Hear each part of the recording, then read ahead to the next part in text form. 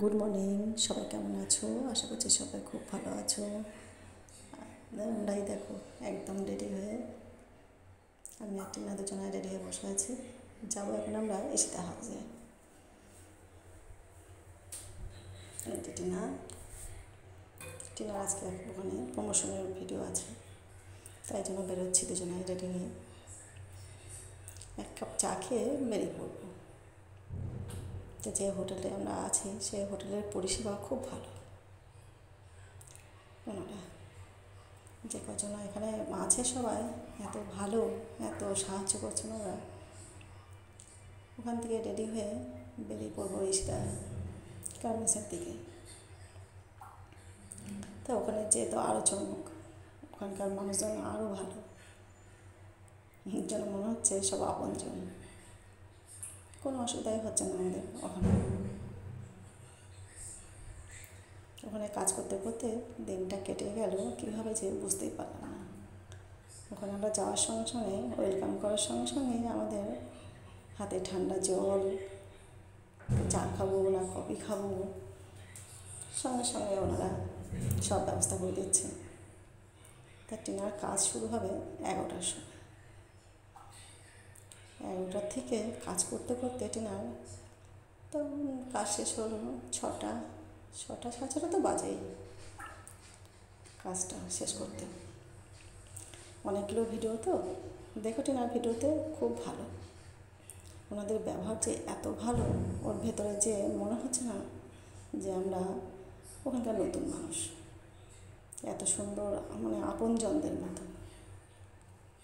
যেমন ওনাদের ব্যবহার, তেমন ওখানকার জিনিস, সমস্ত জিনিস, কাপড় এত সুন্দর, সব যেন চোখ জুড়িয়ে যাচ্ছিল। ঈশিতা হাউসের ওনার, উনি যে এত ভালো মানুষ, এত মানে কী বলবো, বড় মনের মানুষ। তো উনি তো আমাদের কথা বলতে বলতে যেন ওনার কথা মনে পড়ছে, যে এত বড় মানুষ, এত বড় ব্যবসা, তার কোনো অহংকার নেই, কিচ্ছু নেই। আমাদের ডেকে ওনার রুমে বসিয়ে কথা বলা, কীভাবে আমরা এসেছি ওখান থেকে দুজনে এসেছি, তাই বলছি খুব সাবধানে থাকবেন, সাবধানে বাড়ি যাবেন, ভালোভাবে থাকেন, কোথায় আছেন এখানে। তো টিনা সব বললো, আমরা অন্য জায়গায় আছি। বলো ঠিক আছে, ভালো। এই যে অটোটায় যাচ্ছি আমি, এই দাদাটাই আমাদের স্টেশন থেকে নিয়ে এসেছিল। ওনার অটোতেই আর গেছি, যেখানে যেখানে গিয়েছি। সেদিন সমুদ্রে গিয়েছি, আবার আজকে ওখানেও যাচ্ছি।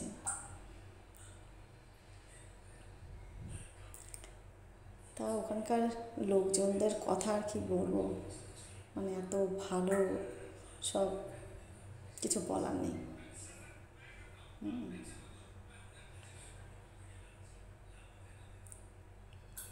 তো ওখান থেকে আসার সময় আবার এই দাদাটার বাড়িতে একটু কাজ ছিল, তাই উনি আসতে পারেনি, অন্য একটা টোটো পাঠিয়ে দিয়েছিল।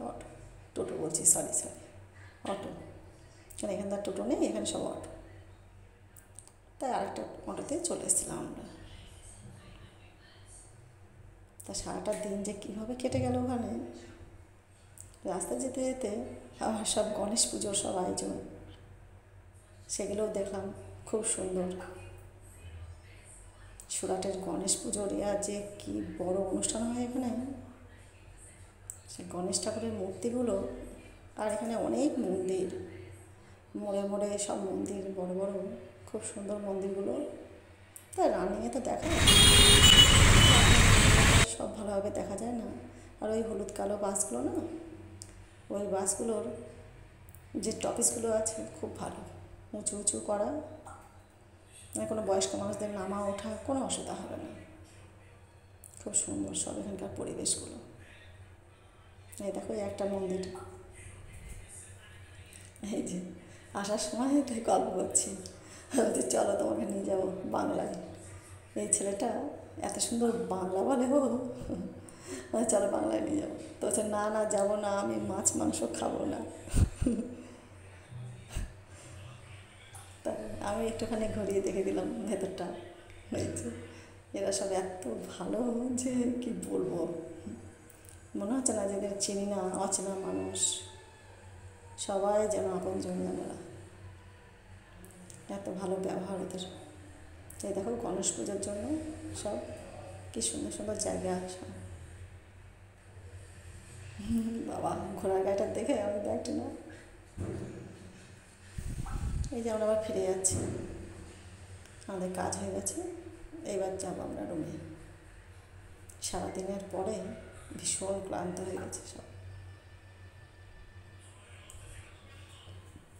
দেখতে দেখতে চলেও আসছি আমরা রুমের কাছেই। তারপর কি যা ভিডিও হলো, প্রচুর ভিডিও হয়েছে টিনার, তো সেই ভিডিওগুলো টিনার ব্লগে দেখতে পাবে। টিনার ভিডিওতে ক্যামেরাম্যান ছিলাম আমি, দেখবে। এখানকার বিল্ডিংগুলো একদম আকাশ ছোঁয়া সব। যেতে যেতে একটা গণেশের মূর্তি দেখেছি যে এত বড়। এখানে শুধু দেখো কাপড়ের মার্কেট আর কাপড়ের মার্কেট। এখানে কাপড়ের দোকানে মানে ছড়াছড়ি যেন, দোকান আর কী বলবো, সব এগুলো ফ্যাক্টরি মনে হয়।